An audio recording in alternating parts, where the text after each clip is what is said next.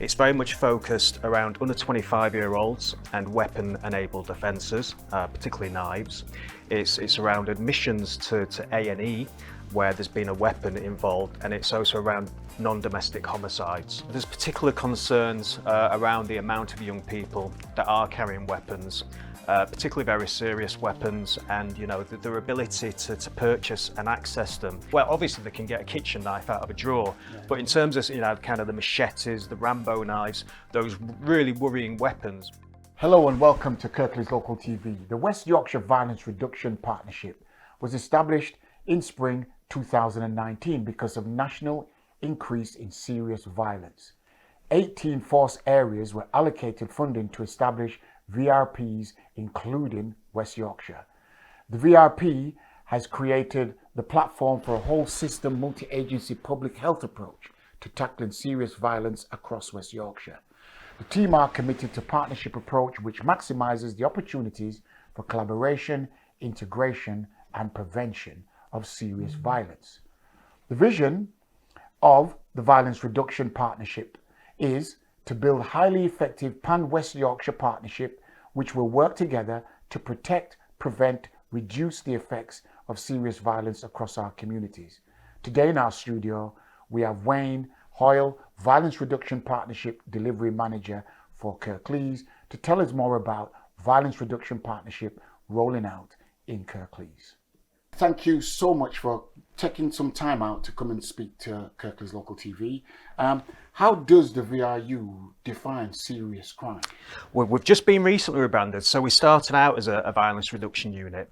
We started out as one of 18 initially, around four years ago, funded by the Home Office in order to, as you suggest, prevent serious violent crime. In terms of its definition, our sort of key performance indicators, there's 3 of them that were given by the Home Office. It's very much focused around under 25-year-olds and weapon-enabled offences, particularly knives.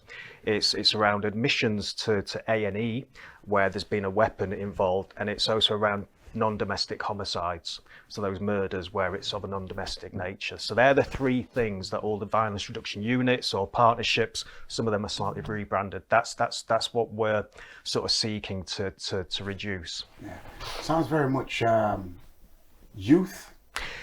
It is, yeah. So it's very much under 25s, and it's interesting because actually we're finding that a lot of those people involved in those offences in Kirklees and in West Yorkshire, but also nationally, you're talking about older males, particularly in sort of late 20s and early 30s.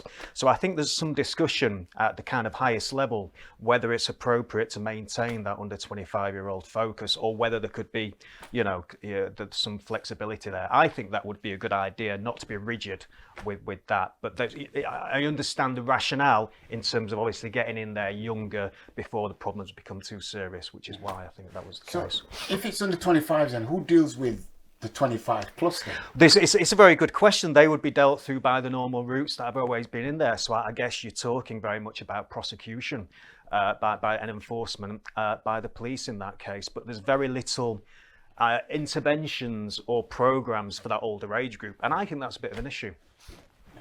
I think that as well rolls out with the rank and file police as well. Where's the prevention and intervention strategies and how the police are integrating in our communities is another way of, I would argue, reducing violence. Yeah, I would say so, yeah. Yeah. What's the landscape of violence then across Kirklees for that age group under 25? I mean, there obviously are, there's particular concerns around the amount of young people that are carrying weapons, particularly very serious weapons, and their ability to purchase and access them is becoming more prevalent, particularly in terms of through various social media channels, through various kind of dubious internet companies from abroad. It's very easy, well, obviously they can get a kitchen knife out of a drawer, but in terms of kind of the machetes, the Rambo knives, those really worrying weapons, which more and more young, well, I don't want to say more and more because I don't want to scare people, but yeah, there is a minority, but young people are carrying those now. Fortunately, we do as part of the Violence Reduction Partnership. There's 3 elements to it. So we have something called the Knowledge Hub, which is where we have sort of academics and researchers and analysts, and they look at all the current and recent data and the hotspot information about where violent crimes are occurring in Kirklees and in West Yorkshire. I'm part of the delivery team, so we very much work with them to understand what those patterns are. And then we've got a good relationship with those community groups, with those statutory organisations, so we can start to kind of knit that jigsaw, or put that jigsaw together in response to those issues. But in terms of that particular problem, if you have got young people who are actually carrying weapons and who are potentially going to use them, whether that's out of fear or whether it's a more sinister motive, we also have a policing arm called Operation Gemlock. So they have dedicated officers who are also targeting those hotspot areas and are doing extra patrols and being very visible and actually removing a lot of those weapons, and they're being very successful at that. I haven't got the stats to hand on that, but I do know that they're having a lot of success and an increase in success in removing those sorts of weapons from the streets. But there is a notion that implicitly that this will deal with reducing the violence. Yeah. Is there any strategies or research or data analyst people who are specifically looking at a key element of that 50,000 that went into the Ashborough Award that looks at reducing violence? I mean, we've not done it. We've not done that scientifically, as I say, because that was led by that consortium of local people. But we know what works, and we're very much led by what's described as a public health approach. So that very much came out of kind of the initial model from Glasgow many years ago that had awful issues with violent crime and young people and weapons and that kind of thing. And they were really the innovators of what became the VRU or VRP models. That's what practice we're actually kind of modeling really. And that very much looks at the public health approach. So it is looking at not what those kind of end kind of results are. It's treating it. And it is treating it like a disease, and it is treating it like an epidemic. And actually, I did some work in Sheffield many years ago when I did some work with gangs in Sheffield. It was just after the riots that they had in London and other big cities. So there was a lot of investment pumped into local authorities then to prevent a recurrence of that. So one of the things we looked at, there was a model in Chicago, actually, and there was a very good documentary about it called The Interrupters. And it was very much a team made up of current gang members, as well as ex-gang members in Chicago, working with epidemiologists and other medical professionals in the city. And again, before we had COVID and everything else, they were looking at how you can identify and kind of stem that sort of tide of violence before it spreads in the same way as a disease might. So we're very much kind of, in broad terms, led by a very similar type of approach to try and stem and try and get there as early as possible before it then kind of becomes a bigger thing, really. Excellent. So how important are partnerships and community involvement to enable your work and the effectiveness of your work? Well, it's kind of what I shout. it's kind of what I shout for, and we know it's important. But it's only until recently that we're really starting to put the resource and energy behind that, because we still are quite, we haven't been around that long. And I know that the community are the key. So, for example, in terms of investing in youth services, for example, obviously, we haven't got those statutory youth services anymore.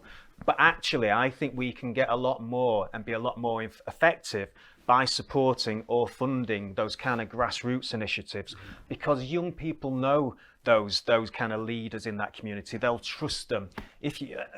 I'm generalizing here, but sometimes if you have a council or a police-led kind of thing, there is often that lack of trust that you can have with that. So that's an example of where community is very important. But the other thing is, we do produce an annual needs assessment, or our Knowledge Hub does, which looks at all the data and evidence about serious violent crime, both in Kirklees and a West Yorkshire wide level. But what it doesn't do is really capture those community kind of feelings and voice about what's happening. So at the minute, we've only been kind of led by the statistics and kind of that kind of evidence. Now, you know, and I know that there's a lot that goes on in communities that won't be reported, that won't go through the official channels. So it is about how we can build those links and try and ensure that we've got a more equitable kind of overview of what's happening, really. And are we winning the war on violence then in Kirklees with listening to you? And I think there's some really positive things that are happening, and you know what? It was interesting. So I was in Kirklees and I had a brilliant day yesterday. I was with 300 children in a school assembly, watching a piece of interactive drama, which was some very hard-hitting issues for those 10-year-olds. But in terms of witnessing how they responded to it and some of the questions that they answered, I think there's a great deal of optimism for the future. On the flip scale, I was sat with 7 likely lads in a school who were identified as being at kind of, you know, relatively medium to high risk, either of being currently involved or potentially being involved. And, you know, that was a challenging but interesting group. But again, you could see how they really and again, we were doing obviously much more hard-hitting things with them. But in terms of how they responded to that, and in terms of how they acknowledged the impact that sort of behaviour can have, obviously not in terms of just the consequences for themselves, but their families and their communities. I think there's some things that are really starting to sink in. So yeah, I think there's a lot of things to be optimistic about in Kirklees. And that's really good to hear about Kirklees as well. One of the things that worries me, and I'm sure parents, or mothers, fathers, sisters, and brothers of young people as well, is how do you sustain that good work? Yeah. And make it much more viable for the broader and general public? Well, I think to start with, so as I say, we've only been subject to short-term funding from the Home Office. So I've worked, I think now, for 3 years in the unit or partnership. And we've only ever had 12 months funding at a time. And quite often, we've not known whether we're going to get the next year's funding until staff are handing in the notice and things like that. So it's been very difficult. Now, we know for the first time we're going to be around up until sort of 24, 25, which for the first time has enabled us to look at things with a longer term kind of lens. But actually that's still very short term. Now, we have recently got a new director, somebody called Lee Berry, and absolutely his kind of absolute focus at the moment is that question of sustainability, not just for us as a relatively small unit or team for our jobs. But the reason we've moved from a unit to a partnership model is because it should be about how we bring people together. It shouldn't be about what we do as a small team and we go out and do our piece of work. So I see my role moving. So a lot of my role has been responding to those needs, commissioning bits of activity, helping those things. Actually, I would hope that I become more of a strategic facilitator, or for example, that work in Ashbrow, it's about just what support can we try and bring people together, because you know the system's so complicated. There's so much duplication. There's so much opportunities for collaboration at that community level. So I think that's what we'll move more and more towards. So how can the public help in enabling your work a little bit more? Or raising the awareness of violence in Kirklees to get reduction in there?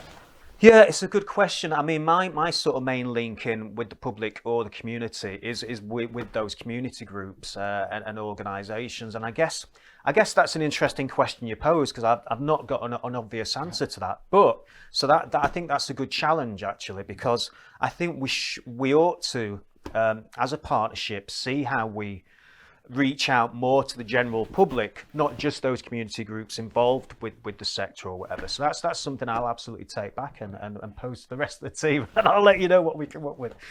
Well, Wayne, I want to say a big thank you for taking the time out to come in. No, thank you. And I wish you and your team all the very best in reducing violence across West Yorkshire, and in particular Kirklees. Yeah, and you know, I'm sure hopefully this won't be the last of kind of this kind of thing. I know, again, Lee, our new director, would welcome the opportunity at some point to get involved as well. To speak to Lee, and if you've got information to share with us, please just holler on the blower or email us and get yourself back in the studio, and we can promote all the great work you're doing. Brilliant. Thank you. Cheers.